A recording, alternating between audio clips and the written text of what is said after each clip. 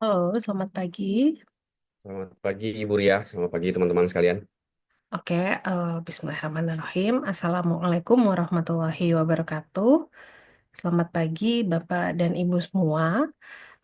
Perkenalkan di sini dosen tamu kita hari ini sudah hadir ya. Beliau Pak Arman, Pak Muhammad Arman, yang sekarang menjabat sebagai Direktur Advokasi Kebijakan Hukum dan HAM dari Aliansi Masyarakat Adat Nusantara atau AMAN. Nah, beliau ini yang paham betul ya bagaimana konstelasi dari apa perjuangan pengakuan hak-hak masyarakat adat. Nah, untuk itu karena kapasitas dan keahlian beliau, saya meminta untuk beliau hadir di dalam perkuliahan hari ini. Nah, sebelumnya saya mengucapkan selamat datang kepada Pak Arman. Terima kasih banyak sudah bersedia hadir di perkuliahan ini. Jadi, sebagaimana diskusi kita, kuliah ini adalah salah satu mata kuliah di Fakultas Hukum Uniba ya, terkait hukum dan HAM. Dan Bapak Ibu di sini adalah peserta dari kelas C atau kelas hari Sabtu. Jadi ada kelas C ini khusus weekend, kemudian ada mahasiswa lain yang reguler ya di weekdays. Nah, terima kasih banyak Pak Arman sudah bersedia hadir. Nah, untuk topik hari ini mungkin bisa minta tolong kepada Pak Arman untuk bisa menjelaskan kemudian berdiskusi sedikit berkenaan dengan bagaimana hak masyarakat adat ya di dalam kerangka hukum internasional maupun nasional ataupun berkaitan dengan bagaimana sih posisi hukumnya sekarang ini ya di di level nasional sendiri karena sebenarnya di di kami sendiri masih agak belum familiar ya berkaitan dengan apa aja sih hak-hak masyarakat adat itu. Kemudian apalagi kan Balikpapan merupakan kota penyangga IKN ya. Jadi agak menarik juga kalau bisa dikontekstualisasikan dalam konteks pembangunan IKN. Mungkin saya langsung berikan ke Pak Arman untuk bisa memulai materi. Silakan Bapak. Baik, selamat pagi. Terima kasih Ibu Ria. Selamat pagi Bapak dan Ibu sekalian. Assalamualaikum warahmatullahi wabarakatuh. Salam Nusantara. Pertama-tama saya ingin menyampaikan terima kasih banyak telah diajak untuk ngobrol bareng di sini, berdiskusi, saling berbagi tentu saja pada pagi hari tentang masalah adat. Yang pertama saya ingin menyampaikan bahwa saya tidak dalam konteks menggurui Bapak dan Ibu sekalian. Saya percaya bahwa Bapak dan Ibu sekalian punya perspektif soal masalah adat dan saya kira pada ruang itulah kita bertemu hari ini dan untuk mendiskusikannya. Saya izin share screen ya, Ibu Ria.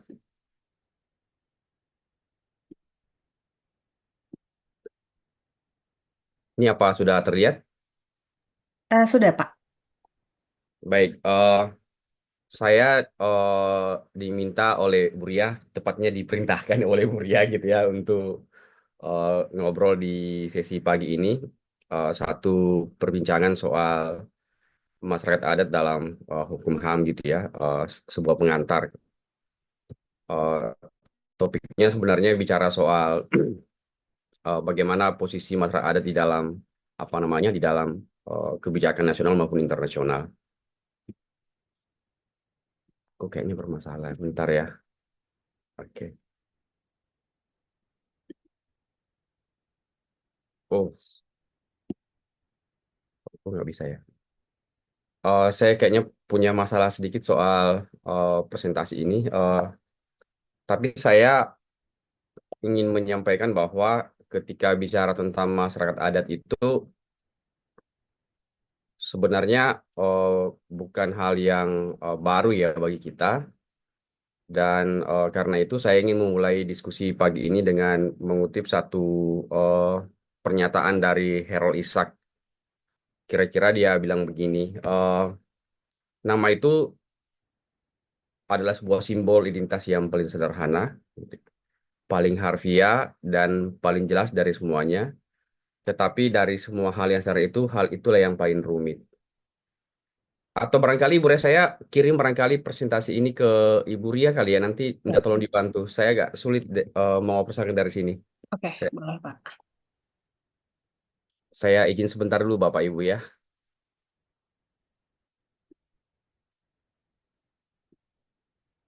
Bentar, saya coba sekali lagi. Mudah-mudahan sudah bisa. Ini lens. Ya, oke. Oke. Nah, em, saya ulangi. Saya kayaknya sudah bisa Ibu Ria. Jadi ini terlihatkah? Terlihat. Sudah lihat, Pak. Ya. Nah, sebenarnya memahami masyarakat adat itu sebagai satu identitas itu sebenarnya sederhana gitu ya. Tapi seperti kata Harold Ishak, hal yang sederhana itu yang paling rumit. Nah, saya kira itu yang saya kira jadi problem ya bagi situasi masyarakat Indonesia maupun di internasional secara umum gitu. Eh, Mengapa kemudian hal-hal yang sederhana itu, hal-hal yang sifatnya identitas kultural itu menjadi sulit untuk kemudian di apa diakui dan dihormati posisinya. Nah, saya ingin memulai dengan satu eh, pertanyaan siapa sebenarnya masyarakat adat itu atau siapa yang disebut dengan indigenous peoples dalam konteks internasional. Nah, di dalam konteks internasional sebenarnya yang disebut dengan indigenous peoples gitu ya atau masyarakat itu adalah konsep umum yang digunakan untuk mengakui keragaman tipologi unit sosial yang berhubungan dengan eh, sekurang-kurangnya ada empat hal mendasar. Pertama soal genealogisnya, soal sejarah, soal pranata, soal hukum, soal bahasa gitu ya. Jadi ada empat hal itu yang menjadi kira-kira konsep umum ketika kita bicara tentang masyarakat adat. Dan di dalam dunia internasional sebenarnya istilah-istilah masyarakat itu banyak dikenal dengan berbagai penamaan. Ada indigenous etnik gitu ya, minority, kemudian aborigin, kemudian First Nation gitu ya, atau minority nationality dan lain-lain. Nah, di Indonesia sendiri sebenarnya terma-terma masyarakat adat itu atau istilah-istilah masyarakat adat itu eh, banyak sekali kita temukan. Ada yang menyebut dengan istilah masyarakat adat, ada masyarakat hukum adat, ada kesatuan masyarakat hukum adat, ada desa adat gitu ya. Ada masyarakat terasing, primitif, peladang berpindah, kemudian masyarakat tradisional, terbelakang gitu ya. Eh, Kat, bahkan sekarang dalam 2 tahun terakhir ini Kementerian LHK sekarang Kementerian Kehutanan itu memperkenalkan satu terma baru yang disebut dengan masyarakat hutan adat. Jadi ya secara konsepsi sebenarnya berbagai istilah yang tadi disebutkan itu punya apa namanya punya makna yang berbeda gitu ya untuk merujuk pada satu entitas hidup budaya masyarakat adat. Kata kuncinya adalah tidak ada kategori tunggal atas masyarakat adat. Jadi disitulah kemudian keunikan ya untuk menemukan hal yang sederhana tadi yang disebut dengan masyarakat adat. Kemudian selanjutnya siapa yang disebut dengan masyarakat adat itu dan kira-kira apa faktor penentu keberadaan masyarakat adat. Nah, kalau mengacu pada berbagai apa namanya konsepsi, berbagai macam teori maupun praktik lapangan gitu ya, sekurang-kurangnya sebenarnya untuk mengetahui siapa masyarakat adat itu ada tiga hal yang mendasar gitu ya. Pertama, masyarakat adat itu merupakan kelompok masyarakat adat yang secara turun-temurun memiliki keterikatan terhadap eh, secara kolektif di atas wilayah mereka gitu ya. Jadi kita sering menemukan istilah-istilah masyarakat itu dengan berbagai penamaan. Misalnya ada yang disebut dengan wilayah leluhur gitu ya. Kemudian wilayah jelajah gitu ya. Dan wilayah leluhur atau wilayah adat itu merupakan wilayah di mana masyarakat adat itu memperoleh kehidupan baik secara terus-menerus gitu ya maupun secara musiman sebagai dan menggunakan wilayah adatnya sebagai ruang hidup dan penghidupan. Jadi tidak hanya wilayah itu hanya sebagai faktor ekonomi saja, tapi dia melampaui dari itu, misalnya spiritual di dalamnya, kemudian uh, budaya, kemudian ada sosial, politiknya dan lain-lain. Kemudian yang kedua, masyarakat adat itu memiliki nilai-nilai atau peranata budaya, sosial ekonomi, politik dan hukum yang membedakannya dengan kelompok-kelompok yang lain. Misalnya kita tahu, misalnya di Indonesia itu di satu tempat itu pasti punya hukum adat yang berbeda dengan tempat yang lain. Atau di satu tempat atau di satu komunitas masyarakat adat itu berbeda kelembagaan adatnya dengan di tempat yang lain. Tapi yang hendak saya tegaskan soal kelembagaan adat ini adalah itu adalah kelembagaan adat yang hidup, tumbuh secara bersamaan gitu ya dan terus-menerus dengan masyarakat adat, bukan lembaga adat yang dibentuk oleh pemerintah. Nah, yang ketiga untuk melihat gitu ya indikator atau penanda masyarakat adat itu kadang-kadang eh, di suatu tempat itu punya bahasa yang berbeda atau sekurang-kurangnya dia punya dialek tersendiri gitu ya yang eh, dapat kita kategorisasikan itu membedakan antara satu kelompok tertentu dengan kelompok yang lain. Dengan meskipun punya bahasa yang berbeda tapi punya dialek yang berbeda gitu ya.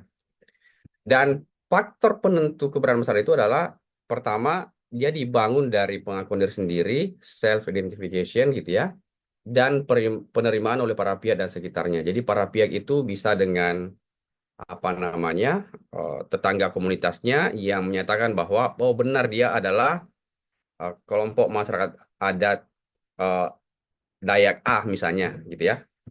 Dan dalam konteks Indonesia penerimaan itu kemudian diperluas dengan pendekatan yang sangat hukum gitu ya. Harus diakui misalnya dengan Perda dan seterusnya. Nanti saya akan sebutkan atau jelaskan eh, bagaimana eh, bentuk dan ragam pengakuan masyarakat adat Indonesia di dalam berbagai peraturan perundangan.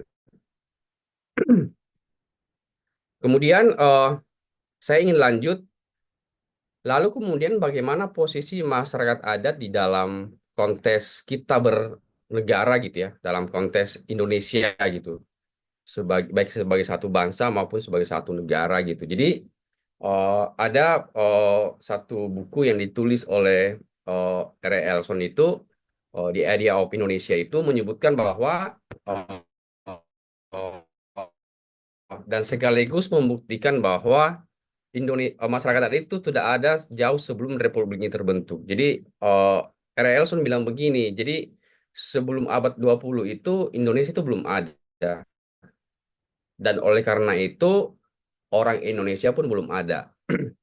Mengapa penting saya sampaikan ini? Karena kalau kita ingin memahami posisi masyarakat adat itu, kita tidak bisa hanya meletakkan dari kacamata hukum saja, tapi mesti dipotret dari konteks disiplin yang lain, sosiologi, antropologi, dan seterusnya. Nah, itulah sebabnya kemudian ketika di awal Indonesia ini dibangun, para pendiri bangsa kita itu sudah meletakkan masyarakat adat itu sebagai salah satu entitas eh, bangsa ini, salah satu entitas pendiri bangsa ini. Bahkan di dalam konteks demokrasi sebenarnya Indonesia itu menjadi satu bangsa yang punya ciri demokrasi yang unik gitu ya. Jadi kita itu tidak tidak pure hanya berdiri pada demokrasi liberal gitu ya. Jadi penghormatan terhadap hak individu, tapi juga eh, berdiri pada hak demokrasi komunitarian. Jadi Indonesia itu dalam konteks demokrasi awalnya para pendiri bangsa kita itu membangun eh, dari dua pertemuan demokrasi. Demokrasi komunitarian yang meyakini adanya hak kolektif dan tradisi demokrasi liberal yang menghormati hak individu. Jadi kedua tradisi demokrasi ini itu bukan dualisme, tapi dia dualitas. Jadi saling melengkapi antara keduanya. Jadi yang kolektif atau komunitas itu tidak menghalangi atau menegasikan yang individu, demikian juga sebaliknya. Nah, dalam konteks tradisi demokrasi kehutanan itulah kemudian itu melekat hak masyarakat adat. yang kalau kita misalnya bawa dalam diskursus hak asasi manusia, hak kolektif masyarakat adat itu merupakan generasi HAM ketiga, gitu ya. Nah, saya ingin sedikit mengutip beberapa percakapan gitu ya, para pendiri bangsa di dalam perumusan awal konstitusi kita gitu ya, Undang-Undang 45, paling tidak itu yang tercatat di dalam sidang-sidang BPUPKI. Jadi Muhammad Yamin misalnya atau Supomo itu dua eh, cendekia pada waktu itu yang eh, membawa diskursus masyarakat itu sangat kental di dalam perumusan Undang-Undang 45. Yamin bilang bahwa ya masyarakat adat itu adalah persekutuan rakyat gitu ya, yang ternyata eh, mereka itu sudah mampu melakukan pengurusan tata negara dan juga punya hak-hak atas tanah gitu ya. Dan Supomo kemudian mencontohkan bahwa eh, salah satu sifat tata negara Indonesia yang asli itu terlihat pada susunan asli seperti desa di Jawa dan Bali atau kepulauan-kepulauan lain di Indonesia gitu ya, yang misalnya di dalam penjelasan Supomo Leblaj itu dia menyebut ada nagari, ada marga, ada wanua, ada kampung dan seterusnya. Nah, tidak berakhir saja di situ, tapi sebenarnya posisi masyarakat adat itu juga digunakan oleh Muhammad Hatta, Wapres Indonesia pertama itu di dalam menyusun tradisi ekonomi gitu ya, atau demokrasi ekonomi, sebagaimana yang terangkum di dalam pasal 33 itu. Jadi Hatta itu mencontohkan si paha ulayat masyarakat itu sebagai apa? Demokrasi eh, ekonomi Indonesia yang asli gitu ya. Asasnya adalah kolektivisme, kemudian dia desentralisasi, kemudian setiap unit atau setiap bagian itu punya hak untuk menentukan nasibnya sendiri gitu ya. Dan itu bisa kita lihat kata Hatta di dalam penjelasannya itu pada sifat hak ulayat atas tanah. Jadi kalau mau diperluas dari sifat hak ulayat atas tanah itulah sendi-sendi atau sendi tiga dari demokrasi Indonesia itu ya. Dari oleh dan untuk rakyat atau yang disebut dengan di luar rakyat atau kedalam rakyat. Nah, saya ingin menegaskan pada bagian ini bahwa seringkali di dalam perbincangan publik gitu ya, bahkan barangkali juga dalam perbincangan akademik itu sering mempersamakan antara masyarakat adat dengan kerajaan gitu ya, atau daerah swapraja atau daerah swatantra. Padahal sejak awal sebenarnya para pendiri bangsa kita itu dan juga konstitusi secara tegas memisahkan dua entitas ini. Jadi masyarakat adat itu bukanlah kerajaan atau raja-raja atau daerah swapraja. Karena itu kita bisa lihat misalnya di dalam penjelasan pasal 18 sebelum amandemen Undang-Undang 45 itu eh, di dalam penjelasannya menyebutkan ada dua entitas di sana yang sama dan sebangun. Dua istilah itu disebut dengan Volksgemeenschapppen dan Zelfbesturendelingshapppen. Volksgemeenschapppen itu merujuk pada masyarakat adat, mencontohkan desa misalnya, dusun, marga, nagari eh, di Minang, Minangkabau, Gampong, Walak, Wanu, macam-macam. Sementara self-referendum itu merujuk pada pemerintahan swapraja. Jadi negara-negara yang eh, ada gitu ya, jadi negara-negara masa lalu. Lalu kemudian di dalam eh, apa namanya posisi masyarakat adat itu diatur lebih lanjut di dalam Undang-Undang Nomor 19 Tahun 2005 Desa Praja gitu ya. Jadi dulu ketika Indonesia pertama kali merdeka gitu, awal-awal itu sebenarnya kita mengenal tiga tingkatan pemerintahan. Eh, tingkat satu pada provinsi, tingkat dua pada kabupaten kota, dan tingkat tiga desa atau nama lain. Nah, lalu kemudian bagaimana posisi pemerintahan Swapraja pasca kemerdekaan Indonesia khususnya ketika berlaku Undang-Undang Nomor 1 Tahun 57. tentang pokok-pokok pemerintahan daerah. Di dalam penjelasan pasal 2-nya itu disebutkan bahwa daerah swapraja itu hapus gitu ya. Dan itu kemudian diikuti dengan apa namanya pemberlakuan Undang-Undang Pokok Agraria, di mana kemudian disebutkan bahwa di dalam Litung keempat UPA itu bahwa daerah swapraja itu atau tanah swapraja itu sudah hapus dan kembali kepada negara. Sementara posisi masyarakat adat itu di dalam konteks hukum agraria kita itu justru semakin diperkuat dengan pernyataan bahwa sumber hukum agraria nasional kita adalah hukum adat. Dan itu juga kemudian diikuti dalam pasca amandemen Undang 45 gitu ya. Sekurang-kurangnya posisi masyarakat adat itu di dalam konstitusi kita bisa melihat di pasal 18 B ayat 2. Kemudian ini pasal yang diatur di bawah bab tentang pemerintahan daerah. Kemudian ada pasal 28 I ayat 3 ini di bab tentang hak asasi manusia. Dan juga sebenarnya ada satu pasal lagi bicara soal kebudayaan gitu ya sebagai hak dari masyarakat adat. Dan kemudian sayangnya di dalam bukan sayang. Kemudian posisi di dalam apa daerah Swapraja itu juga diatur di pasal 18 B ayat 1. Jadi konstruksi pengakuannya itu berada pada satu pasal tapi beda ayat.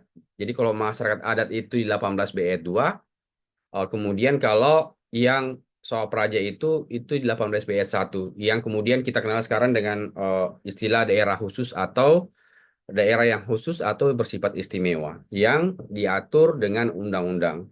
Nah, bedanya kalau masyarakat adat kemudian itu di dalam frasa terakhir dalam pasal 18 B itu disebutkan diatur dalam undang-undang. Kalau 18 B ayat 1 itu diatur dengan undang-undang. Jadi eh, dari sisi eh, kata tipis sekali, tapi makna hukumnya saya kira Bapak Ibu sekalian bisa paham bahwa kalau disebut diatur dalam berarti bisa memeriksa undang-undang mana saja yang mengatur tentang masyarakat adat gitu ya. Maka di situ apa mandatnya, misalnya bikin perda masyarakat adat misalnya gitu ya. Dari pendekatan legalistik gitu, bikin perda atau bikin SK dan seterusnya. Kalau kemudian daerah swapraja atau kerajaan itu mau eksis, maka dia harus diatur dengan undang-undang. Makanya disebutkan di dalam oh, kalimat akhirnya itu disebut diatur dengan undang-undang. Jadi tidak boleh kemudian dia melakukan eksistensinya itu lewat penyusupan lewat perda atau produk hukum daerah. Em, ini dia saya kira tadi saya sudah jelaskan gitu ya. Oh, posisi masyarakat adat dan swapraja pasca Amandemen 45. Lalu kemudian, lalu apa makna dari eh, apa namanya eh, pasal 18 B ayat 2 dan 18 B ayat 1 itu? Nah, di dalam pasal 18 B ayat 2 itu sebenarnya kita mengenal dengan satu asas rekognisi. Jadi makanya kemudian disebutkan di dalam 18 B ayat 2 itu kan negara mengakui dan menghormati kesatuan kesatuan masyarakat hukum adat gitu ya beserta hak tradisionalnya yang diatur dalam undang-undang dan seterusnya. Kira-kira begitu. Nah, pemaknanya sebenarnya adalah itu bentuk dari kewajiban negara untuk mengakui, menghormati, dan melindungi masyarakat adat beserta dengan hak tradisionalnya. Atau dalam diskursus HAM itu hak asal usul gitu ya, atau hak bawaan gitu. Yang merupakan hak kolektif atas apa? Tanah, tanah ulayat, wilayah adat, sumber daya alam, hukum adat, dan lain-lain gitu ya. Sementara 18 B ayat 1 itu pengakuan terhadap praja itu tidak lain dan tidak bukan hanya dimaksudkan untuk menjalankan desentralisasi, dekonsentrasi dan tugas pembantuan untuk menjalankan pemerintahan daerah. Seperti yang kita lihat misalnya salah satu contohnya adalah daerah istimewa Jogja misalnya atau otonomi khusus Papua yang berbasis pada masyarakat adat dan wilayah adat atau apalagi satu dulu sekarang IKN ya, daerah khusus IKN karena dia ibu kota negara gitu ya. Meskipun praktiknya masih berkantor di Jakarta, pusat-pusat pemerintahan Indonesia itu. Nah itu Bapak dan Ibu sekalian, bagian pertama gitu ya yang Anda sampaikan dan saya kira eh, posisi masyarakat adat baik di UPA maupun di konstitusi itu eh, sejauh ini itu masih tetap diakui keberadaannya gitu ya. dengan tentu saja beberapa persyaratan sepanjang masih ada, kemudian sesuai dengan kepentingan nasional negara, berdasarkan peraturan bangsa, tidak bertentangan dengan peraturan perundangan lebih tinggi dan seterusnya. Sementara untuk soal praja, saya mengulang lagi bahwa pasca pemberlakuan UPA itu di diktum keempatnya itu secara clear disebutkan bahwa hak-hak dan wewenang atas bumi dan air dan seterusnya itu yang masih ada pada waktu berlakunya Undang-Undang UPA itu dinyatakan hapus dan beralih kepada negara. Ini Bapak dan Ibu sekalian kira-kira eh, apa namanya posisi masyarakat adat di dalam konstitusi ada di tiga pasal gitu ya, sekurang-kurangnya ada di 18B ayat 2 gitu ya, 28 I ayat 3 dan dalam konteks kebudayaan itu pasal 32 ayat 1 dan 2 kalau tidak salah ya. Saya agak terlewat soal ini. Nah, tapi prinsipnya yang saya sampaikan adalah bahwa eh, konsep pengakuan masyarakat dalam konstitusi adalah satu perintah kepada penyelenggara negara, baik pada level pusat maupun daerah itu untuk mengakui dan menghormati masyarakat adat gitu ya. eh, Berkaitan dengan apapun aktivitas yang dilakukan oleh masyarakat adat gitu ya, baik dengan dari aspek sejarah, kewilayahan, kemudian hak untuk menjalankan hukum adat dan juga perintah adat dan seterusnya, dan seterusnya. Tetapi selain di dalam apa namanya pasal 18 b ayat 2 itu juga posisi masyarakat adat itu secara eksplisit juga disebutkan di dalam TAP MPR nomor 9 tahun 2001 tentang pembaruan agraria dan pola sumber daya alam. Nah, Bapak dan Ibu sekalian, kalau kita misalnya melihat TAP MPR nomor 9 tahun 2001 ini sebenarnya adalah refleksi atas adanya problem mendasar atas ketimpangan struktur penguasaan agraria yang terjadi pada masa pemerintahan Orde Baru pada waktu itu, yang dimana kemudian hampir 70 sekitar 70% lebih wilayah-wilayah masyarakat adat itu dan juga bahkan masyarakat yang tinggal di perdesaan itu wilayahnya diambil alih secara sepihak oleh negara gitu ya, menjadi kawasan hutan misalnya dengan berbagai fungsi. Jadi jadikan hutan negara, mau jadi hutan lindung, hutan produksi. Lalu kemudian setelah diambil alih oleh negara tanpa persetujuan dari masyarakat adat gitu ya, maupun juga rakyat secara umum pada waktu itu kemudian eh, setelah jadi hutan negara kemudian diberikan perizinan kepada perusahaan-perusahaan HTI. Dan saya kira Kalimantan Timur itu melewati eh, rejim ekstraktif yang cukup banyak ya, dari illegal logging ke tambang gitu ya. Dan sekarang saya kira ada situasi yang bagi saya itu cukup mengkhawatirkan soal IKN kalau tidak dilaksanakan secara berhati-hati terkait dengan identitas budaya masyarakat di sana. Karena itu bisa menimbulkan genosida budaya gitu ya. Jadi kehilangan tanah bagi masyarakat itu adalah kehilangan semuanya dan seterusnya. Nah, apa sebenarnya yang dimasukkan di dalam TAP MPR nomor 9 tahun 2001 itu ada tiga sebenarnya perintah utamanya.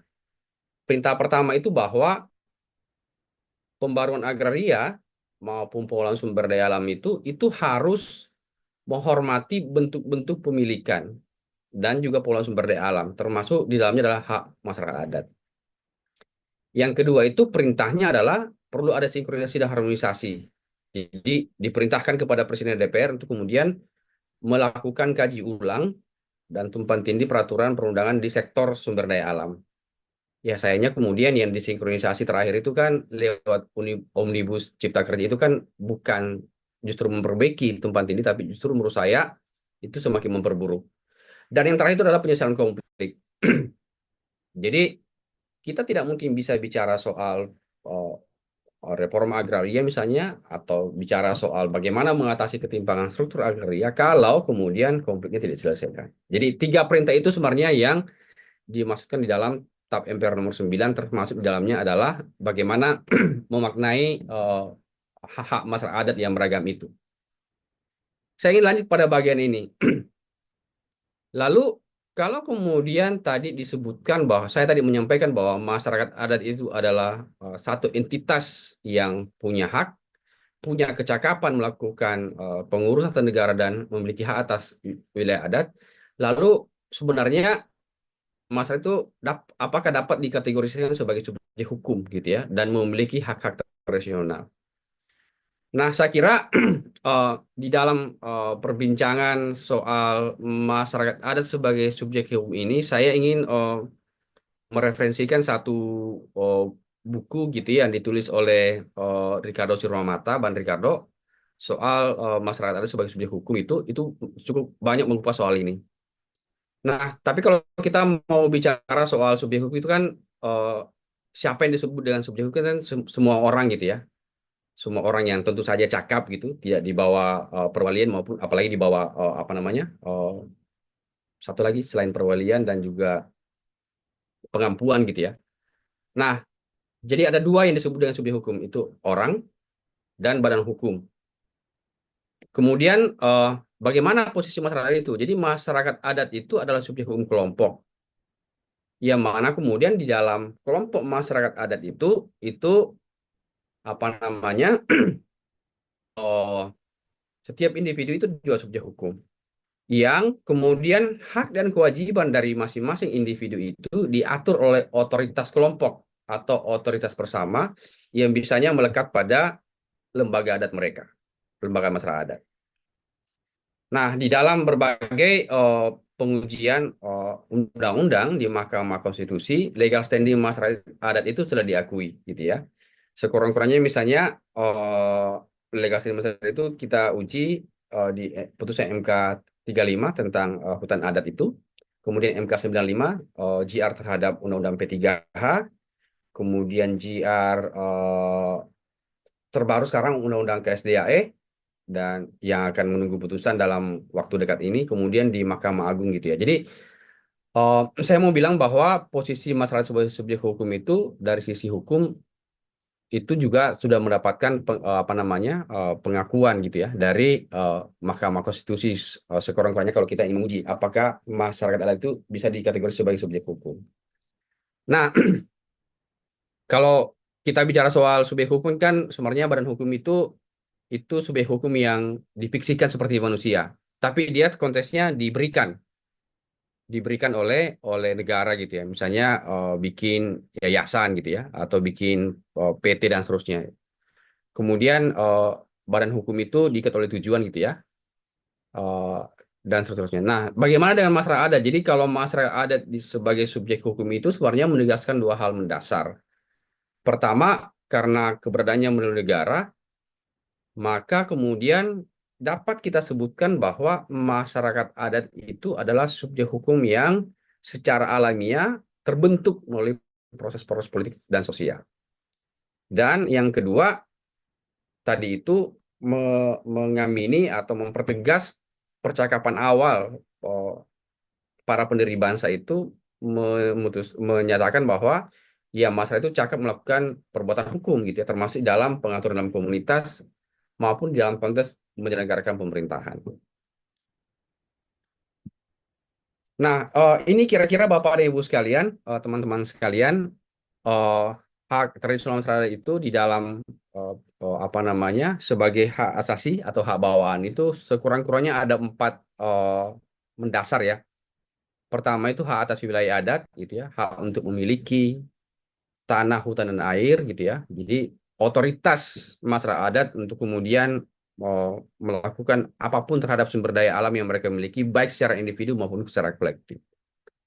Yang kedua, hak atas hukum adat gitu ya. Hak masyarakat untuk menjalankan atau mengembangkan hukum adat dan peradilan adat. Nanti saya akan hubungkan poin kedua ini dengan bagaimana posisi hukum adat pasca pemberlakuan Undang KUP yang baru. Lalu kemudian yang ketiga itu hak atas lembaga adat gitu ya. Jadi satu institusi yang tadi saya sebutkan itu institusi yang memang dia lahir bertumbuh secara turun-temurun dengan masyarakat adat, bukan yang dibentuk oleh oleh pemerintah. Nah, tugas lembaga itu adalah melakukan penegakan hukum gitu ya. Dan yang terakhir atas kepercayaan gitu ya, mengembangkan dan menjalankan agama, kepercayaan asli dan spiritual masyarakat adat. Bapak dan Ibu sekalian, teman-teman sekalian, kalau misalnya ada yang mau direspon sampai di sini, silakan saja. Bisa langsung disanggah gitu ya. Baik, Pak Arman. Baik. Terima kasih atas waktu yang diberikan. Ya, mungkin ada beberapa pertanyaan yang mau saya tanyakan di sini ya Pak, sebagai bahan diskusi. Eh, Namun sebelumnya kami ucapkan terima kasih Pak Arman dan Bu Ria. Oke, kalau tadi kita merujuk kepada pasal yang disebutkan, ada catatan kecil yang menarik yang saya ambil Pak Arman. Pertama itu ketika kita melihat masyarakat adat dan hak konstitusionalnya, ya. Menurut pasal 18B ayat 2 Undang-Undang 1945, di situ negara wajib mengakui dan menghormati satuan-satuan masyarakat hukum adat beserta hak-hak tradisionalnya. Namun, kalau saya melihat bahwa realita ini belum ada undang-undang yang secara komprehensif melakukan perlindungan masyarakat termasuk dalam persoalan agrarianya. Itu yang pertama. Yang kedua, mungkin kita melihat kepemilikan atas tumpang tindihnya ya sebuah lahan. Kalau kita melihat tadi seperti yang Bapak sampaikan itu di Undang-Undang 5 tahun 1960 tentang UUPA menegaskan larangan monopoli tanah dan kewajiban distribusi lahan secara adil. Namun pemberian HGU hingga kini ya, terutama IKN yang sangat menarik yang menjadi catatan saya yang mungkin sudah saya buat ya, itu bertentangan dengan semangat reformasi agraria. Mungkin seperti itu Pak Arman. Selanjutnya nanti saya akan coba tanyakan lagi mengenai IKN. Terima kasih Pak Arman. Maaf, dengan siapa Pak kalau boleh tahu? Edi Spanto Simanjuntak Pak. Terima kasih Pak Dispon. Saya sebenarnya akan menjelaskan pertanyaan Bapak itu di slide berikutnya, tapi tidak apa-apa saya respon sekarang. Saya setuju bahwa memang salah satu problem mendasar masyarakat adat itu di Indonesia adalah karena soal sektoralisme. Jadi terlalu banyak undang-undang yang mengatur tentang masalah adat gitu ya. Kami punya catatan misalnya di Aman itu sekurang-kurangnya ada 32 undang-undang yang mengatur tentang masalah adat. Dan masing-masing dari undang-undang itu kemudian punya cara pandang yang berbeda tentang masalah adat, soal syaratnya, soal objek hak yang diatur. Jadi saya mengibaratkan satu badan itu, satu tubuh manusia kita ini, itu ada undang-undang yang hanya ngatur kepalanya saja, ada yang hanya ngatur telinganya, hanya ngatur tangannya, badannya, dan juga kakinya. Jadi tidak komprehensif. Nah, karena itu kemudian memang sejak awal dan kita advokasi yang hari ini adalah kita perlu satu undang-undang khusus untuk masyarakat adat gitu ya. Jadi untuk menjawab berbagai kebutuhan tadi itu. Yang kedua soal apa namanya termasuk juga misalnya problem agraria yang dihadapi oleh masyarakat adat itu. Jadi itu juga karena sekarang itu untuk dapat objek hak masyarakat adat, untuk masyarakat adat agar bisa menikmati hak tradisionalnya termasuk hak atas wilayah itu sangat politis gitu ya. Misalnya kalau kita mau kalau masyarakat adat misalnya mau dapat hak atas hutan adat misalnya itu perlu perda dulu karena itu diatur di pasal 67 Undang-Undang Kehutanan. Demikian juga kalau misalnya mau tanah ulayat itu tunduk pada Permen ATR yang terbaru gitu ya, yang soal pencatatan tanah ulayat dan bahkan dibuat lagi konsepsi baru dengan HPL dan seterusnya. Pada bagian itu saya izin Pak, saya akan jelaskan secara khusus di slide saya selanjutnya gitu ya. Saya ingin lanjut dulu kalau tidak ada lagi yang ingin merespon. Saya ingin membawa percakapan saya pada bagian ketiga ini itu bagaimana melihat masyarakat adat di dalam instrumen hukum HAM. Gimana, Ibu Bapak? Saya lanjut aja dulu. Pagi, pagi Pak Arman mau tanya, Pagi. Ya, boleh? boleh. Ya, Maaf, dengan siapa, Ibu? dengan Ibu Winarti. Ya, Ibu, silakan, Ibu. Ya, terima kasih Pak Arman. Ya, ini kita diskusi sedikit ya Pak, yang di mana ini Bapak menjelaskan hak-hak untuk adat ya. Jadi saya membawa ini yang IKN ya, di mana Kota Nusantara IKN itu ada melayangkan, saya dibaca di sebuah artikel ya bahwa otorita IKN melayangkan surat kepada warga RT 05 Pemaluan Kalimantan Timur.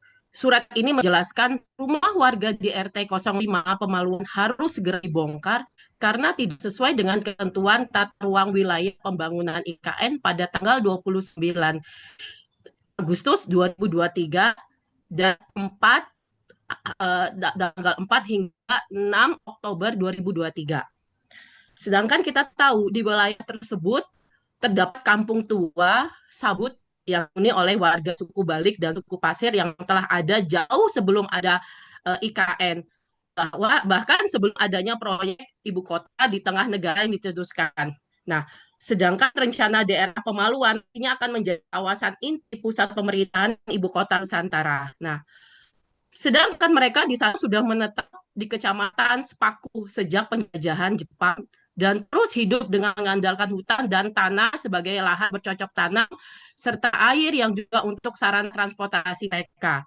Di sana terdapat sekitar 200 kepala keluarga kakak masyarakat adat suku Balik hingga di wilayah Kecamatan Sepaku yang sebar di Desa Bumi Harapan serta Kelurahan Sepaku yang Kelurahan Pemaluan yang masuk dalam kawasan inti Nusantara. Yang saya mau tanyakan, Pak, ya, bagaimana peran dan langkah konkret pemerintah tempat, khususnya Kalimantan Timur ya, dalam melindungi hak-hak masyarakat adat yang terkena dampak penggusuran atas oleh otorita IKN, serta upaya apa yang mereka dapat memastikan pelestarian budaya adat istiadat suku Balik tersebut dan suku Pasir di tengah pembangunan ibu kota Nusantara. Ya, terima kasih Pak. Oke, makasih Ibu.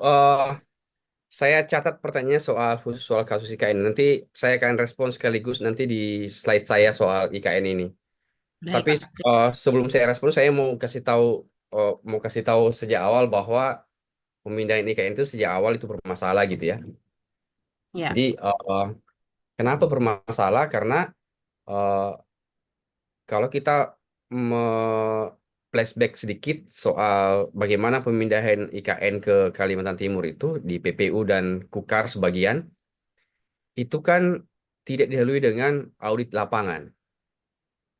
Siapa sebenarnya, siapa saja sebenarnya isi dari wilayah yang ditunjuk sebagai wilayah IKN itu. Itu yang tidak dilakukan.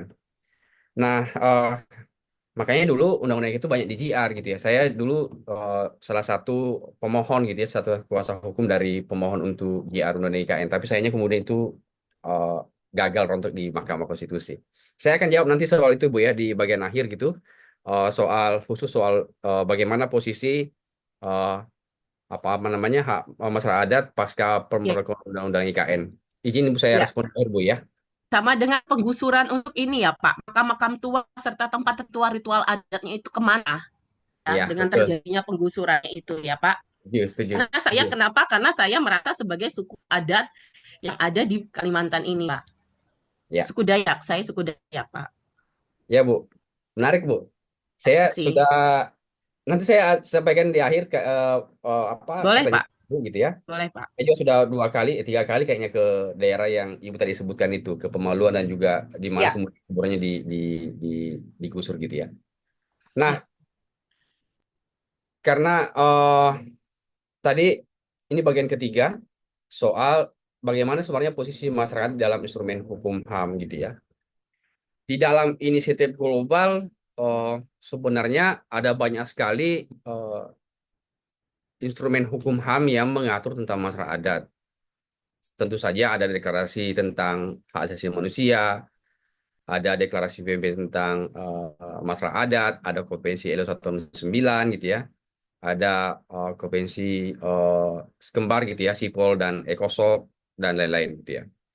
Nah, kemudian Indonesia sebenarnya itu sudah meratifikasi ya berbagai eh, apa namanya konvensi internasional. Misalnya konvensi ILO 111 itu tentang perlindungan pekerja internasional itu sudah diratifikasi melalui Undang-Undang 21 tahun 99. Nah, ini yang jarang sebenarnya jadi perbincangan gitu ya atau dijadikan sebagai alat untuk advokasi bagi masyarakat adat karena konvensi ILO 111 itu sebenarnya bicara tentang perlindungan pekerjaan tradisional. Apa itu pekerjaan tradisional? Berburu meramu, petani, nelayan tradisional gitu ya. Kemudian macam-macam gitu ya yang itu melekat pada masyarakat adat gitu ya dan juga masyarakat yang tinggal di pedesaan. Jadi negara itu Indonesia itu punya kewajiban untuk kemudian memastikan ada jaminan perlindungan hukum kepada petani sekarang ini kan lagi musim berladang kayaknya di Kalimantan ya, di mana kemudian berladang dengan cara membakar itu juga kemudian dikriminalisasi dan seterusnya. Itu sebenarnya bertentangan dengan Konvensi ILO 1 yang sudah diratifikasi Indonesia. Yang kedua, misalnya ada konvensi sipil politik gitu ya, ada soal ratifikasi undang-undang tentang satu konvensi tentang perubahan iklim gitu ya. Ada banyak sekali, ada Paris Agreement gitu ya. Nah, kemudian khusus yang satu ILO 169 itu kemudian ditolak oleh Indonesia diratifikasi karena dianggap itu akan mengganggu kedaulatan negara. Nanti saya akan jelaskan pada bagian lain soal ini. Nah, bagaimana sebenarnya posisi masyarakat itu di dalam berbagai atau beberapa konvensi ya. Misalnya Konvensi 169 itu merupakan satu konvensi tertua yang menghormati hak-hak masyarakat adat gitu ya. Jadi di dalam Konvensi 169 itu secara khusus sebenarnya eh, mengatur gitu atau mengakui bagaimana masyarakat adat itu menjalankan hukum adat dan perintah adatnya, termasuk di dalamnya adat istiadat, kepercayaan gitu ya, dan hak atas tanah dan sumber daya alam lainnya. Kemudian yang kedua itu 169 juga itu mengatur soal hak masyarakat adat untuk berpartisipasi di dalam pengambilan kebijakan publik. Tadi Ibu sebenarnya mencontohkan salah satu eh, kebijakan publik yang berdampak langsung pada masyarakat adat itu adalah penunjukan wilayah. Tadi wilayah masyarakat itu di Pemaluan dan lain-lain itu sebagai wilayah yang harusnya itu masyarakat adat itu diajak bicara. Kamu setuju enggak? Semuanya wilayah ini masuk dalam wilayah IKN. Atau kamu setuju pada bagian mana? Atau kamu setuju tapi catatannya apa dan seterusnya. Atau kamu tidak setuju semuanya. Itu yang apa namanya yang tidak dilakukan. Mengapa demikian? Karena salah satu prinsip di dalam 169 itu disebutkan bahwa penghormatan terhadap eh, atau hak untuk berpartisipasi dalam pengambilan kebijakan publik itu bagian dari hak untuk menentukan nasib sendiri.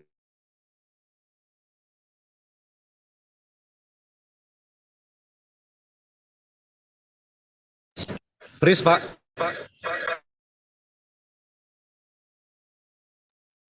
Halo, Pak Arman.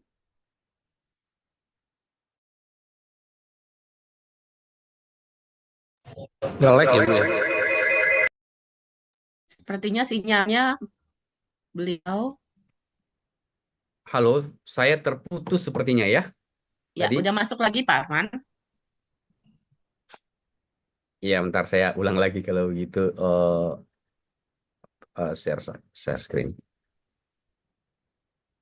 Saya mungkin izin matikan video Ibu Bapak ya biar agak lebih ringan gitu ya. Silakan Pak. Nah, di 169 itu saya mengulang pada bagian ini salah satu prinsip misalnya yang disebutkan di dalam 169 itu adalah hak untuk berpartisipasi dalam pengambilan kebijakan publik. Nah, tadi Ibu menanyakan salah satu contoh bagaimana kemudian kebijakan publik itu tidak dilakukan atas dasar hak masyarakat adat untuk berpartisipasi secara penuh dan efektif di dalam proses-proses pengambilan kebijakan. Salah satunya adalah di IKN tadi itu.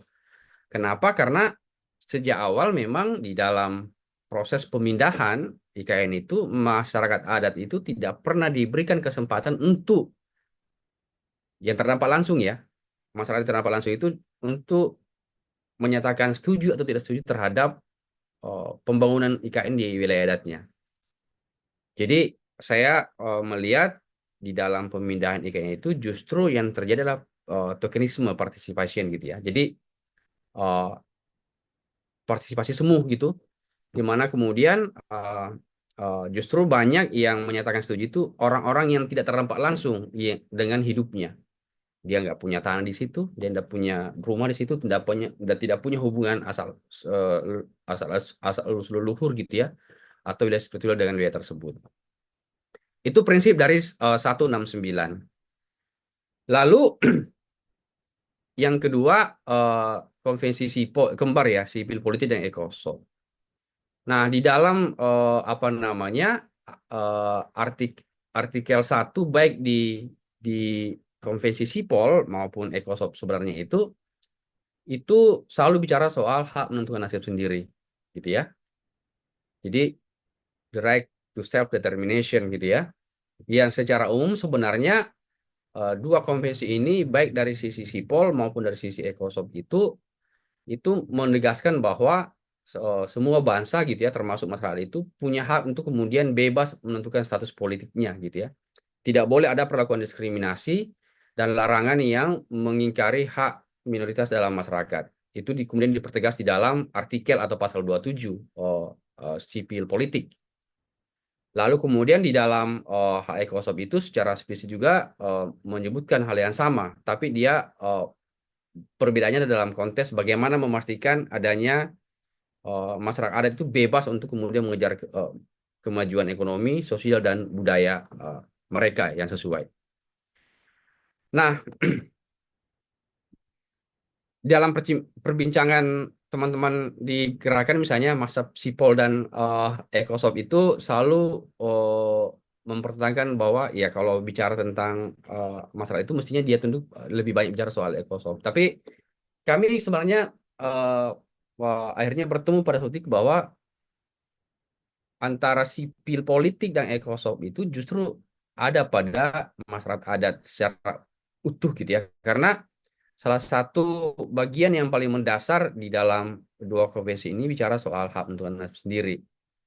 Jadi hak menentukan nasib sendiri itu di dalam konteks the right to self determination itu atau hak menentukan nasib itu ada dua. Pertama, aspek konstitutif, gitu ya, yang menyatakan bahwa semua aturan yang ada di dalam pemerintah harus merupakan hasil dari proses-proses identifikasi oleh kehendak rakyat. Jadi nggak boleh kalau kemudian hanya kepentingan kelompok tertentu, gitu ya, atau apalagi kalau hanya ambisi politik kekuasaan tertentu, gitu ya. Jadi dia mesti dibangun dari tadi itu eh, apa kehendak rakyat, dari luar tadi itu.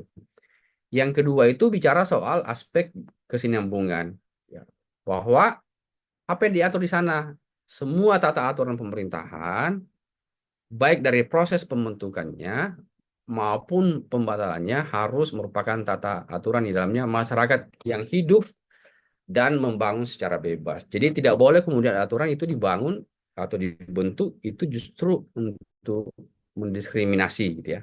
Itu kira-kira prinsip dari the right to self determination. Jadi sebenarnya pasca, dan ini sering kali digunakan misalnya oleh uh, tanda tanda petik oleh negara, gitu ya, untuk kemudian menyatakan bahwa ketika masyarakat adat itu memperjuangkan haknya itu seperti melakukan tindakan makar. Jadi ada sebenarnya pemaknaan secara prinsip pasca UNRIP, gitu ya. Jadi 169 itu bicara soal the right of self determination, bukan the right to self determination. Jadi kalau sekarang itu yang dimaknai hak menentukan nasib sendiri adalah hak untuk hak otonomi, gitu ya. Jadi menjalankan pemerintahan, gitu ya, berdasarkan asal usul, gitu.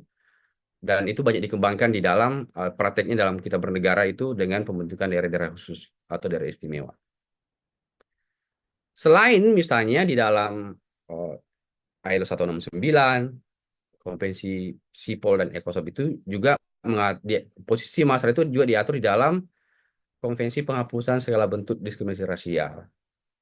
Nah, kasus apa namanya konvensi ini bagi kami di gerakan masyarakat itu sering kita gunakan selain dengan konvensi ILO 169 tadi itu tentang perlindungan pekerjaan tradisional itu sebagai instrumen untuk kemudian melakukan komplain ke mekanisme PBB, gitu ya. Kenapa? Karena beberapa kasus misalnya yang pernah kita laporkan dengan menggunakan mekanisme ini adalah itu apa namanya pembangunan perkebunan sawit skala besar yang tidak menghormati masyarakat adat, yang kita anggap itu bentuk diskriminasi, gitu ya. Dan juga sekaligus menghilangkan tadi itu pekerjaan tradisional masyarakat adat sebagai petani, peladang, dan seterusnya. Nah, India, saya kira soal ILO 111 tadi itu sudah saya jelaskan, gitu ya. Apa yang disebut dengan pekerjaan tradisional itu petani, berburu meramu, peladang, nelayan tradisional, gitu ya. dan lain-lain gitu ya. Jadi bukan hanya pekerjaan formil saja yang harus dilindungi oleh negara, tapi juga pekerjaan tradisional. Karena itu konsekuensi dari apa namanya pembentukan atau pengesahan satu undang-undang gitu ya. Nah, UNRIP itu adalah apa namanya satu deklarasi gitu ya, yang secara khusus bicara tentang hak masyarakat adat. Jadi UNRIP itu dalam bahasa Indonesia itu adalah Deklarasi PBB tentang Hak Masyarakat Adat atau United Nation Declaration Rights Indigenous Peoples gitu ya. Jadi salah satu bagian mendasar dari UNRIP ini itu justru menggabungkan beberapa apa namanya konvensi yang telah mengatur tentang masyarakat adat, khususnya yang berkaitan dengan sipil, politik dan ekosop itu. Ada dua mazhab sebenarnya kalau kita membicarakan soal deklarasi. Ada yang bilang sebagian besar dari para pemikir hukum itu bilang bahwa deklarasi itu hanya mengikat secara secara moral. Tapi pada mazhab yang lain gitu, itu menyatakan bahwa meskipun dia hanya deklarasi, tapi deklarasi PBB itu, deklarasi itu bisa mengikat secara hukum kalau isinya itu mengulang-ulang isi dari satu konvensi yang telah diratifikasi oleh negara tersebut. Dan isi dari UNRIP ini sebenarnya sebagian besar juga sudah diratifikasi oleh Indonesia gitu ya. Konvensi sudah diratifikasi Indonesia. Dan Indonesia menjadi salah satu negara yang ikut menyetujui UNRIP ini. Nah, apa yang diatur di sana? Ada 4 hal mendasar gitu ya. Hak untuk menentukan nasib sendiri, kemudian hak atas tanah dan sumber daya alam, hak atas budaya dan kekayaan intelektual, hak atas Free Prior Informed Consent atau FPIC. Ini satu hak yang dimiliki oleh masyarakat adat ya untuk menyatakan setuju atau tidak setuju terhadap satu proses pembangunan di atas wilayah adatnya setelah mendapatkan informasi lebih dahulu, kemudian mengenai dampak baik dan dampak buruknya, lalu kemudian masyarakat adat diberikan kebebasan untuk menentukan pilihan ya pilihan terhadap proses pembangunan tersebut. Kata kunci dari EPIK itu sebenarnya ada pada C-nya, konsen, persetujuan.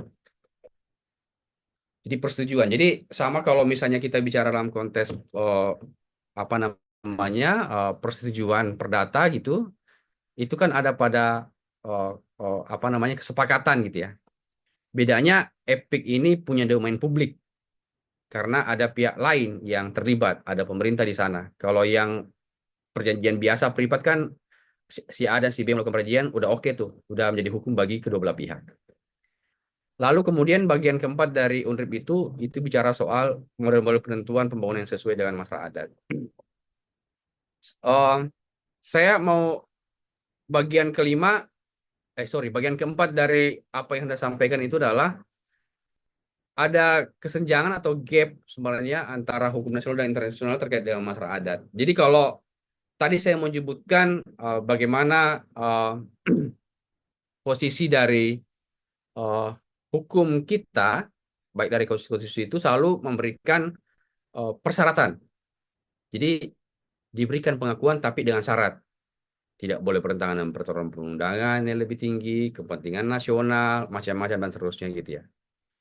Nah, secara konsepsi sebenarnya konsep hukum internasional itu dia lebih sosioantropologis. Jadi dia lebih memotret secara komprehensif pengakuan masalah itu tanpa batas gitu ya.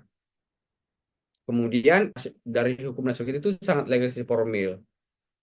Legalistik formil itu adalah tadi itu dia mesti diatur dengan Perda, kemudian SK Bupati macam-macam lah gitu ya. Dan konsep indigenous peoples yang inklusif itu yang diatur dalam berbagai apa namanya peraturan internasional itu lebih inklusif dan cakupannya lebih luas. Tidak seperti konsep masyarakat hukum adat yang disebutkan dalam konstitusi kita dan berbagai peraturan itu yang sifatnya sangat uh, rumit, prosedural dan rigid gitu ya. Nah, itulah kemudian mengapa kita sering berhadapan tuh dengan masalah-masalah masyarakat adat di lapangan. Oh, saya dulu pernah nulis secara khusus soal bagaimana posisi pengakuan dan perlindungan masyarakat adat itu di IKN gitu ya.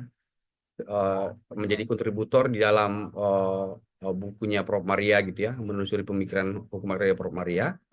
Satu chapter di situ, satu bab khusus soal tulisan saya soal apa namanya hak masyarakat atas tanah di IKN itu.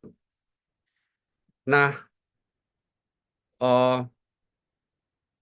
perlintasan saya di banyak tempat gitu ya, menemukan eh, satu eh, satu kesimpulan atau yang saya bangun bahwa sebenarnya yang abadi dari jejak penjajahan kolonial itu, penjajahan Belanda itu atau juga negara lain Indonesia itu adalah wujud negara yang menurut saya itu sangat eksesif gitu ya. Salah paham, dengan segala pahamnya itu kemudian digunakan untuk menyingkirkan atau membunuh sistem sosial masyarakat yang ada sebelumnya. Jadi kita tahu bahwa meskipun hari ini kita menjadi satu negara yang berdaulat, tapi kita tidak bisa murni dari anasir-anasir pengetahuan dan juga konsepsi negara kolonial pada waktu itu. Dan itu kemudian kita bisa temukan ketika di dalam perumusan kebijakan hukum Indonesia khususnya itu kita akan menemukan banyak sekali istilah tentang masyarakat tadi itu yang disebutkan. Tradisional, ada terpencil, primitif gitu ya, bodoh, eh, bahkan harus dicerdaskan. Dan itu sebenarnya pendekatan deimplementasi itu dulu kita eh, kenali, dan kalau mau diperluas maknanya itu melekat pada konsep domain perclearing. Jadi domain perclearing itu tidak hanya bicara soal tanah sebenarnya, tapi dia memang satu satu pendekatan yang sangat rasis gitu ya. Jadi bahkan kalau misalnya dulu apa namanya para penjajah yang berkulit putih itu menemukan orang di satu wilayah yang tidak sesuai dengan warna kulitnya, itu dianggap dia bukan manusia. Dia dia makhluk yang tidak beradab, karena itu harus diadapkan gitu ya. Kemudian ada pendekatan hukum masyarakat umat dengan paham legalismenya, dan saya kira semua istilah-istilah yang tadi saya sebut itu punya politik istilah, dan yang berbahaya ketika politik istilah itu kemudian menjadi menjadi istilah hukum gitu ya, dan digunakan untuk kemudian melakukan hak masyarakat adat. Misalnya kita bicara dalam konteks sumber daya alam saja, kita akan menemukan banyak sekali terminologi itu: tanah ulayat, hak kepemilikan bersama, hak komunal, hak hutan adat, tanah desa adat, konservasi masyarakat adat. Sekarang ada yang namanya hak pengelolaan di atas wilayah adat gitu. Itu yang aneh banget gitu ya, karena eh, biasanya kan HPL itu hanya berlaku di atas tanah negara. Sekarang di atas tanah ulayat juga ada HPL. Kemudian eh, istilah yang lain adalah, dan di tahun 2026 itu kita akan menggunakan KUHP baru, Kitab Undang-Undang Hukum Pidana, yang di dalam eh, pasal 2 KUHP baru itu juga mengatur soal living law, hukum yang hidup dalam masyarakat gitu ya, yang juga bermasalah bagi masyarakat pada akhirnya. Jadi di dalam penjelasan di dalam pasal 2 KUHP itu kan disebutkan bahwa pemidanaan itu juga bisa apa namanya berasal dari hukum yang hidup di dalam masyarakat. Nah, hukum yang hidup dalam masyarakat itu sangat luas. Lalu kemudian baru kemudian kita menemukan yang dimaksud dengan hukum yang hidup dalam masyarakat itu adalah hukum adat di penjelasan pasal 2 KUHP. Nanti Bapak Ibu sekalian bisa baca gitu. Tapi secara konsepsi sebenarnya antara hukum adat dengan hukum yang hidup dalam masyarakat itu punya paradigma yang berbeda gitu ya. Nah, di dalam konteks ini kan sebenarnya ada 3 mazhab tuh yang memperkenalkan soal istilah-istilah ini. Ada ancient law, itu hukum purba, itu beda lagi tuh. Nah, hukum adat itu diperkenalkan di Indonesia dengan Papenhofen, living law itu oleh Egan Ehrlich, dan living law itu bisa macam-macam isinya, kebiasaan gitu ya. Itu juga masuk dalam living law, hukum adat masuk dalam living law dan macam-macam. Nah, tadi menjawab pertanyaan sekaligus saya merespon ya. Ini jawaban saya terkait dengan pertanyaan dari Bapak tadi soal pengakuan sektoral masyarakat itu. Dari 32 undang-undang yang mengatur tentang masyarakat itu, sebenarnya kita bisa klaster, dan ini yang selalu digunakan sebagai alat untuk mengakui sekaligus menegasikan hak masyarakat itu. Jadi ada regulasi setidaknya ada di eh, 5 sektor gitu ya. Sektor pemerintahan itu ada Undang-Undang Pemda. Bisa Bapak dan Ibu sekalian cek sebenarnya di lampiran Undang-Undang Pemda itu apa saja hak dan kewajiban dan kewenangan pemerintah dan pemerintah daerah di dalam pengakui masyarakat adat. Ada Undang-Undang Desa gitu ya. Itu soal desa adat dan ada Otsus Papua dan juga pemerintahan Aceh gitu ya. Jadi siaku itu beragam tadi saya sebutkan itu. Ada yang hanya pengakuan masyarakat dan wilayah adat saja, ada desa adat, dan siapa yang punya kewenangan ada di Pemda dan Kemendagri. Bagi ini Bapak dan Ibu sekalian mungkin bisa apa namanya bisa langsung mengecek itu ya undangnya dari sektor pertanahan juga demikian, pesisir laut lebih parah lagi karena dia hanya bicara soal hak kelola gitu ya, bukan hak milik gitu. Dan terakhir tadi itu soal pidana yang saya sebutkan bahwa kemudian hukum-hukum adat itu akan dibuat dalam Perda. Akibatnya apa, Bapak dan Ibu sekalian? Saya mengilustrasikan itu seperti kita sedang berada di jalan raya dan kita berada di persimpangan, banyak sekali persimpangan jalan dan kita berhadapan dengan marka jalan yang tiba-tiba menyala bersamaan. Kita bingung tuh mau menggunakan yang mana. Karena ada lampu berwarna merah menyatakan, oh stop sampai di situ, kamu harus berhenti. Tapi ada warna hijau, kamu bisa jalan pada saat sama. Ada juga lampu lampu lampu kuning gitu ya, berhati-hati. Jadi saya mau bilang bahwa hukum dan kebijakan nasional yang terkait dengan masyarakat itu inkonsisten, sektoral dan egosentris. Dan dapat kita bayangkan relasinya seperti ini karena di penggal-penggal, jadi masyarakat itu berada pada subordinat gitu ya. Kalau Bapak dan Ibu sekalian mau main sepak bola dengan posisi lapangan seperti ini, Bapak berada pada bagian di bawah, maka untuk sampai ke atas saja itu harus punya apa? Tenaga berlipat ganda gitu ya. Dan posisi negara itu berada pada bagian atas. Kemudian penyangkalan masalah itu sebenarnya bisa kita lihat Bapak dan Ibu sekalian, eh, saya mengklaster di dalam 4 fase itu. Fase kedua itu kita mengenal dengan istilah domain perclearing. Domain perclearing itu sebenarnya satu pandangan yang menyebutkan bahwa secara sederhana bilang begini, semua orang yang tidak mampu membuktikan kepemilikannya, maka itu akan menjadi domain negara, milik negara. Jadi makanya dulu eh, ketika pemberlakuan domain perclearing ini itu kemudian ya sulit bagi masyarakat adat karena mereka tidak punya bukti secara otentik kecuali bukti-bukti sejarah, kemudian penanda-penanda alam dan seterusnya. Dan kemudian setelah itu diikuti pada masa Orde Lama. Jadi karena semangat kemerdekaan yang terlalu tinggi, nasionalisme yang sangat berlipat ganda waktu itu, kemudian wilayah-wilayah masyarakat adat itu yang dulu hanya diberikan HRVA kepada pengusaha-pengusaha Belanda itu kemudian juga ikut dinasionalisasi. Padahal itu kan perjanjian jangka pendek gitu ya dan harusnya dikembalikan kepada pemilik awalnya. Dan kehancuran masalah itu terjadi pada masa Orde Baru di mana kemudian ada negosiasi wilayah-wilayah masyarakat adat gitu lewat hutan adat, lewat hutan negara misalnya, atau penghancuran sistem pemerintahan masyarakat itu lewat pokok-pokok pemerintahan desa, semua jadi desa gitu ya. Padahal dulu ketika awal dibangun, konstitusi bilang bahwa desa itu hanya di Jawa dan Bali. Di luarnya itu punya nama yang berbeda dengan bentuk keragaman pemerintahan juga yang berbeda. Lalu sekarang kita berada pada satu rejim yang kita sebut dengan rejim hukum administratif gitu ya. Jadi selalu jadi alasan bagi pemerintah yang menyatakan bahwa tidak ada perda, tidak ada masalah tanpa perda gitu ya. Jadi kalau ditanya, kamu masyarakat adat? Iya, ada perdanya enggak? Padahal kan masyarakat adat itu mendahului negara gitu ya. Jadi sebenarnya pengakuan itu sifatnya eh, deklaratif. Jadi pengakuan dengan SK itu sebenarnya itu meneguhkan apa yang telah ada. Bahkan sebenarnya lebih dari itu dalam pandangan kami di aman sebenarnya adalah ya cukup didata aja oleh negara.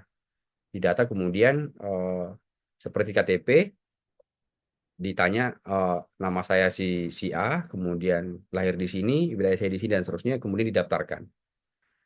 Nah ini kira-kira relasi yang timpang itu selalu saja misalnya saya dulu pernah menuliskan satu pandangan bahwa salah satu problem yang dihadapi oleh masyarakat adat itu bukan hanya karena instrumen kebijakan, tapi juga pada kuasa pengetahuan gitu yang di kampus-kampus yang saya kira menjadi tantangan bagi kita semua pembelajar hukum itu adalah bagaimana mengembangkan gitu perkuliahan masyarakat adat dan hukum adat itu tidak hanya bertumpu pada eh, apa namanya pandangan-pandangan Papan Hopkins 100 tahun lalu, mestinya itu digunakan sebagai batu loncatan untuk kemudian melihat bagaimana dinamika perkembangan masyarakat adat hari ini gitu ya. Karena masyarakat itu juga dinamis mengikuti perkembangan zaman. Kemudian ini serial problem yang dihadapi akibat ketimpangan tadi itu, dan bagian terakhir yang saya ingin sampaikan bahwa kita banyak menghadapi kasus-kasus masalah itu. eh, Betul bahwa itu tidak tunggal, tapi dia sifatnya struktural. Karena itu eh, apa namanya kita perlu satu mengadvokasikan dan menyuarakan bersama-sama, termasuk di kampus gitu ya, untuk tadi disampaikan oleh Bapak tadi itu bahwa kita perlu satu undang-undang yang secara komprehensif yang kita sebut dengan Undang Masyarakat Adat. Karena bagi kita sebagai pemikir hukum itu adalah, ya, saya ingin mengutip satu pandangan dari ahli hukum Prancis gitu ya, Labuyere, itu dia bilang begini: dihukumnya orang yang tidak bersalah adalah urusan semua orang yang berpikir. Terima kasih Bapak dan Ibu sekalian. Mari kita diskusi setelah ini. Saya kembalikan ke Ibu Ria. Baik. Terima kasih banyak Pak Arman. Nah, dari Bapak Ibu ada yang mau didiskusi? Ya, Boleh Bu, satu lagi Bu, ya sebagai silakan Pak. akhir saya kepada Pak Arman tadinya. Ya ini saya rasa isinya daging semua ini Pak Arman ya. Kita sudah membahas tadi bagaimana hukum itu tidak komprehensif. Nah kalau saya lihat standar internasional dan kewajiban negara tadi sudah diatur dan kita bertanda tangan ya, Indonesia maksud saya, di UNRIP yang harus menjunjung prinsip uh, free, prior, informed, dan consent tadi. Nah sehingga menariknya tadi dari berbagai layar ada domain negara yang membuat sebuah instrumen terhadap apa yang menjadi regulasi hukum tadi ya. Jadi kontradiktifnya begini Pak. Kalau tadi kita berbicara bagaimana masyarakat yang di mana tadi Pamulangkah atau mana tadi ya saya lupa. Artinya apakah itu terdaftar? Karena di bagian slide sebelumnya kita sudah berbicara bagaimana regulasi hukum mengatur atau regulasi mengatur bagaimana masyarakat adat tadi harus mendaftarkan diri untuk melihat siapa dia, komunitas dari mana dan seperti apa. Tentunya itu. Dan apakah di desa tadi sudah melakukan itu agar instrumen negara tadi bisa dipatahkan. Itu yang pertama. Dan selanjutnya kita di sini hanya membahas bagaimana masyarakat adat tanpa kita mungkin melihat bagaimana ekosistem, ekologi, bahkan flora dan fauna ya terhadap lingkungan atas PSN tadi ya. Pembangunan sentral negara tadi yang sehingga akhirnya ini banyak menimbulkan permasalahan lainnya tentunya seperti itu. Maka dari itu ya Rempang bahkan PIK 2 sendiri belum selesai Pak Arman ya. Oke, mungkin ini satu pertanyaan saya Pak Arman ya ketika banyak membaca tadi malam bagaimana Aliansi Masyarakat Adat Nusantara Aman ini ya menyuarakan kekhawatirannya. Nah, kalau kita lihat secara kronologis, tahun 2023 Presiden sudah melakukan groundbreaking, artinya peletakan batu pertama kepada proyek baru di IKN, ya, sehingga peristiwa ini menjadi catatan menandakan percepatannya pembangunan yang semakin insentif. Akan tetapi Aman sendiri kan waktu itu bersuara bagaimana hak-hak adat tersebut serta identitas budayanya. Nah, pertanyaan Pak Arman, setelah 2023 ini, bagaimana Aman sendiri melihat perkembangan proyeksi terhadap suara yang tersampaikan, yang mewakili masyarakat yang hingga saat ini belum ada kejelasan, namun bagi-bagi kue di sana sudah terdengar. Seperti itu Pak Arman. Terima kasih. Maaf Bu ya.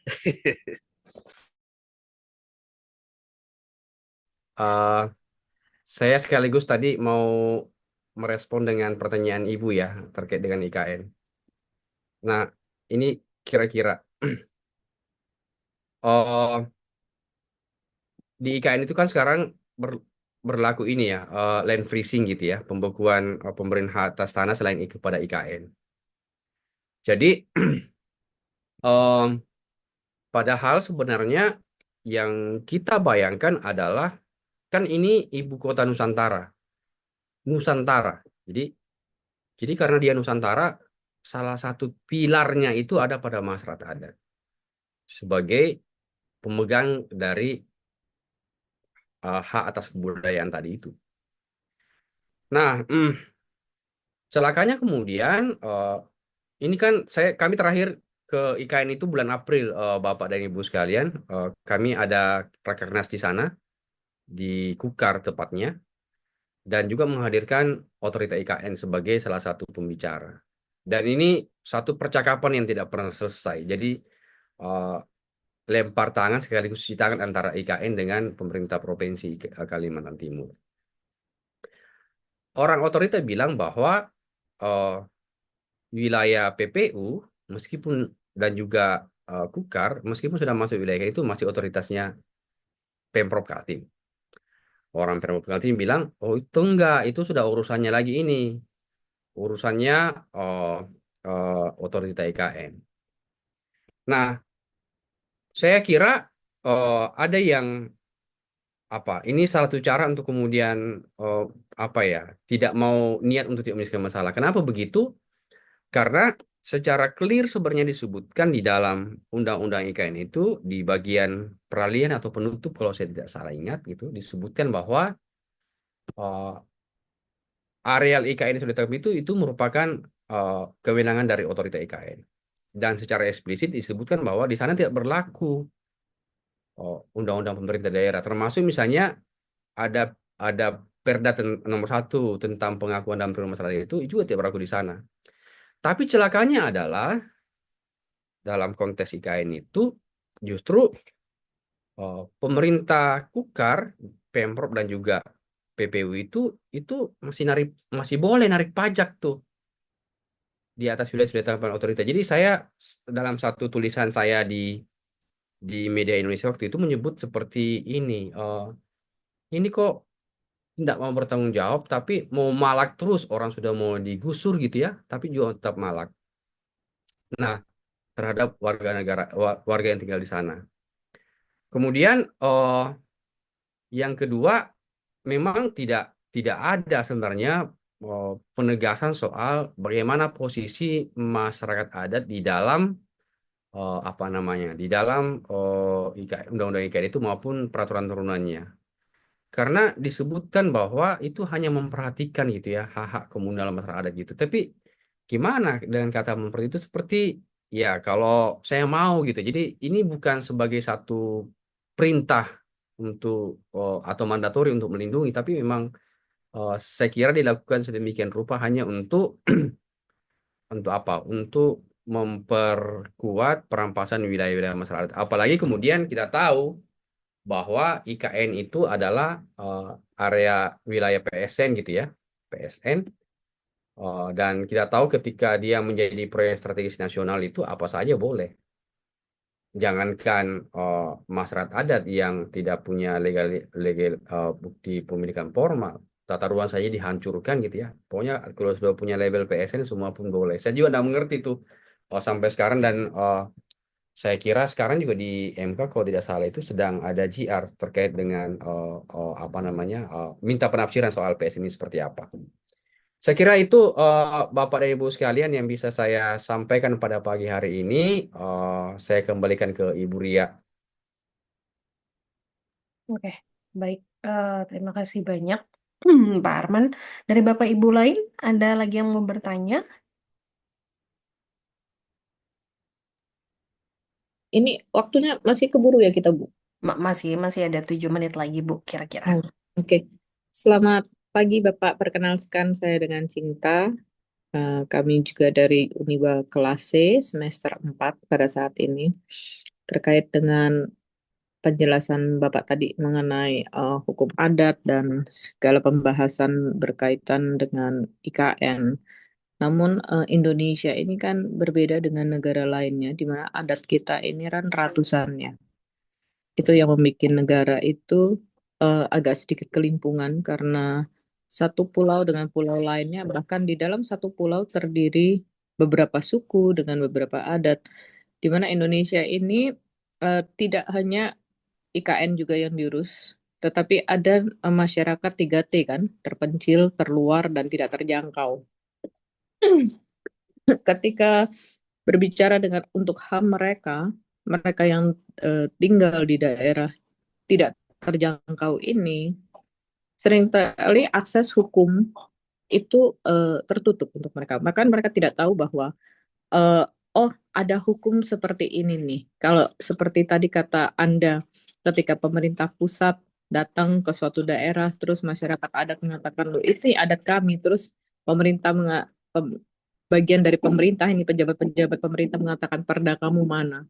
Padahal masyarakat itu ada terlebih dahulu sebelum pemerintahan ini hadir. Lalu HAM mereka, hak asasi mereka terhadap kepemilikan atau mempertahankan budaya adat itu dikatakan bertentangan dengan pusat, padahal budaya dan hukum adat itu sudah ada lebih dahulu sebelum pemerintahan ada. Terlepas dari kayak masalah tadi tanah ulayat lah, Indonesia ini juga masih banyak sekali mempertahankan adat-adat yang bertentangan dengan hukum nasional nih, seperti itu. Tapi negara belum bisa merangkul atau negara seakan-akan memiliki arogansi ingin menang sendiri nih dengan atas nama kepentingan rakyat. Tapi kan mereka juga lupa bahwa orang yang em, merasa terzolimi ini itu juga bagian dari rakyat dan mereka ada sebelum pemerintahan ada. Sejalan dengan waktu, negara tidak hadir untuk memperbaiki sebagai jembatan nih antara kaum marginal, kaum indigenous ini, pribumi yang berada di daerah itu. Pemerintah tidak mengayomi, pemerintah pokoknya mengatasnamakan kepentingan yang lebih besar, mengatasnamakan untuk menutupi feodalisme dia, arogansi dia, keningratan para pejabat, dan segala macam. Tidak ada pejabat yang berusaha merubah atau kaum-kaum hukum, pakar hukum ini merubah bagaimana kita menyeimbangkan hukum adat sejalan dengan hukum konstitusi negara. Hingga saat ini ketika materi kami diberikan, kami tidak pernah dikasih strategi bagaimana kita ketika lulus nanti sebagai mahasiswa mampu melakukan perubahan dari standar RJK atau apa yang kita bisa lakukan ketika kita berada di daerah hukum adat kita bisa melindungi masyarakat itu karena kita lebih tahu hukumnya dan mereka tidak memiliki akses untuk itu. Nah, rekomendasi Bapak terhadap kami ketika nanti kami lulus ini, perubahan apa dari relasi hukum adat yang Anda berikan ke kami untuk kami juga bisa melindungi nih masyarakat-masyarakat bawah nih atau masyarakat 3T nantinya. Makasih, Pak. Makasih Ibu Cinta. Pertama saya setuju bahwa Indonesia ini sangat luas gitu ya. Bahkan masyarakat adat itu alih-alih bicara soal bagaimana mereka bisa terlibat di dalam proses pengambilan keputusan. Kami dulu pernah mendampingi satu kasus di Lubuk Banggai namanya. Luwu itu di Sulawesi Tengah. Nama orang di sana itu unik-unik Bapak Ibu sekalian. Mungkin nama itu justru dianggap nama yang paling bagus. Namanya seperti Antimo, helikopter, Johnson, Panasonic gitu ya. Dan di sana itu ada satu peristiwa di mana kemudian salah satu kepala adatnya itu melakukan pembunuhan terhadap warga pendatang yang yang melakukan tindakan asusila terhadap warganya. Nah, untuk sampai lokasi itu kita perlu jalan kaki sekitar 3 hari gitu ya, baru sampai. Dan ketika dibawa ke pengadilan, ditangkap oleh polisi dan dibawa ke pengadilan, itu Pak Antimo ini sebagai terdakwa pada waktu itu tidak tahu sama sekali kalau ada kehidupan di luar komunitasnya. Dan itu terjadi di tahun 2022 lalu. Jadi bisa dibayangkan gitu ya, kira-kira bagaimana kemudian eh, bicara soal partisipasi akses to justice itu sangat sulit bagi masyarakat adat gitu ya. Nah, Pak Antimo itu tidak tahu sama sekali bahwa sudah ada negara Indonesia yang punya hukum sendiri gitu ya. Mereka berada di bawah satu entitas baru disebut dengan Indonesia gitu, dan tidak paham kemudian kenapa dia ditangkap. Padahal bagi Pak Antimo dan kelompok masyarakat adat di sana itu menganggap bahwa mereka sudah menjalankan hukumnya sendiri. Itu bagian pertama untuk merespon ibu. Yang kedua, tapi tidak berarti bahwa kemudian kelompok masyarakat adat yang lain itu tidak berkembang dinamis, tidak seperti Lubuk Banggai. Di Cipta Gelar misalnya di Kasepuhan di sini di Lebak itu bahkan masyarakat adatnya itu sudah punya jaringan televisi sendiri. Dia lebih maju gitu ya. Jadi saya mau bilang bahwa melihat masyarakat adat itu tidak boleh dengan kacamata tunggal gitu. Dia mesti kita melihat bagaimana mereka situasi sosial politiknya hari ini. Kemudian yang kedua, saya tidak tahu mau membekali apa Ibu. Saya kira kampus itu kan hanya apa? Saya sih selalu bilang bahwa kampus itu adalah media kita untuk kemudian belajar pada hal-hal dasarnya saja. Karena kehidupan sesungguhnya ketika eh, berhukum itu justru ketika kita keluar dari kampus menemukan banyak.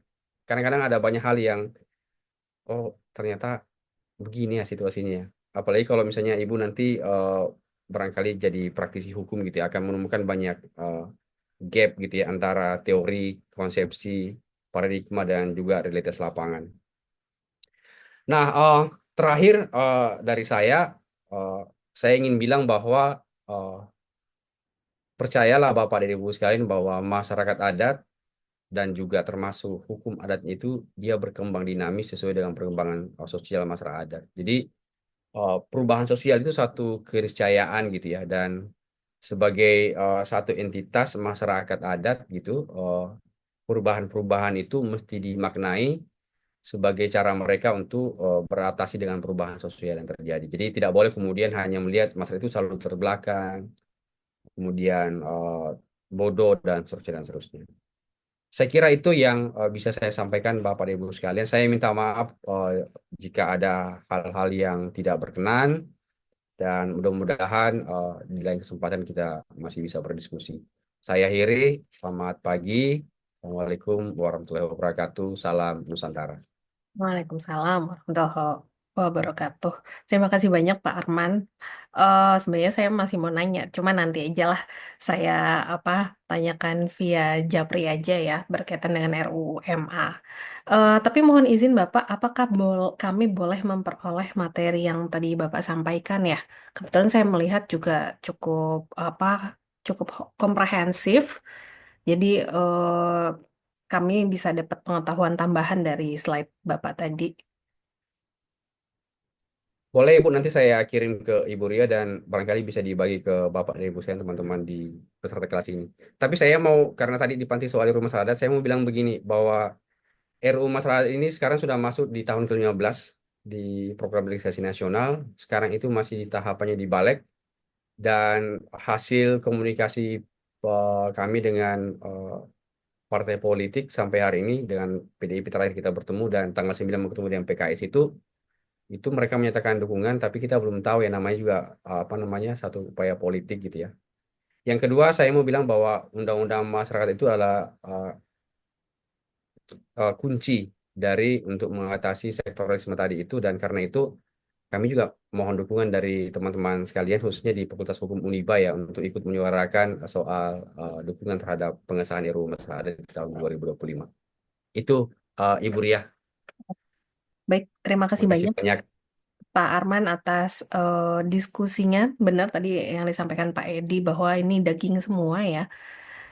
Terima kasih banyak atas apa namanya penyampaian materi, ilmu, pengalaman Bapak selama ini dalam mengadvokasi hak-hak masyarakat adat.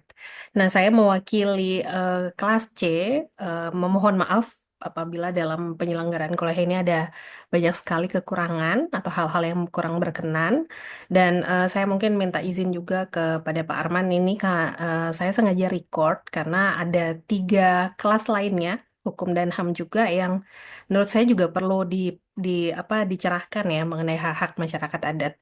Jadi nanti saya mohon izin untuk membagi rekaman Zoom dan juga materinya kepada 3 kelas lainnya terkait mata kuliah hukum dan HAM. Saya mengucapkan terima kasih banyak kepada Pak Arman dan juga Bapak Ibu semua yang sudah hadir pada hari ini. Terima kasih. Saya mungkin akhiri sampai di sini. Assalamualaikum warahmatullahi wabarakatuh. Waalaikumsalam Mau warahmatullahi wabarakatuh. dokumentasi dulu Bapak Ibu atau gimana? Iya, Ibu silakan. Buka Oke. kamera ya mungkin teman-teman. Mm-mm. Oke, saya izin ini ya. Satu, dua. Oke, oke, baik. Terima kasih banyak. Bapak Ibu, saya izin ending ya. Saya izin akhiri.